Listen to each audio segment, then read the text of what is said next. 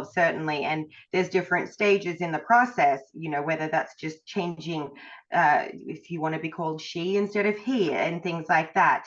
And then, of course, there is the pills you can take and the estrogen and testosterone and things like that before you actually get to the surgery. And most states don't offer the surgery or anything that intense until 16 years of age, maybe 14.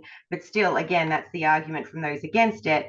If you have to be 21 to buy cigarettes, alcohol, 18 to buy a gun, you brought that up, then you should have to be an adult until you can make that decision.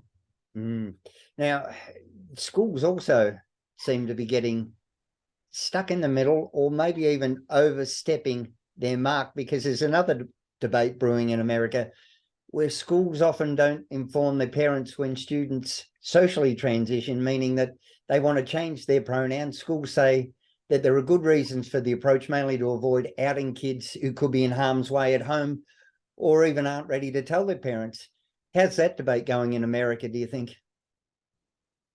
The schools are just saying that they want to keep that privacy of the child and trust them to tell them that.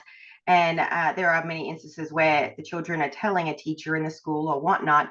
I think it's going to be a debate with many schools for many different issues, regardless of what it is. But parents are feeling that the school should be telling them. They do have the right to know. And I think that some schools will implement their own policies when it comes to this, whether it be counseling for the child first to encourage the child to talk to their parents. Maybe it's sitting down with both the child and the parents, putting some things in place so that there won't be a backlash on the child. Or like you said, it could be, if the parents aren't for it, it could turn into a very ugly situation at home. I think there's steps that schools can take in the middle of, telling the parents that this is what the child has said.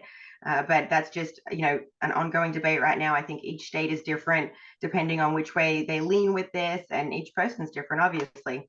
Yeah, I think it's very important, as you were saying, to have that complete wraparound support for not only the child, but the family as well. So whether it's, the counselling for the family to be able to accept or support, difficult position for all. But, as always, Katie, great to speak to you, and I look forward to seeing you next week.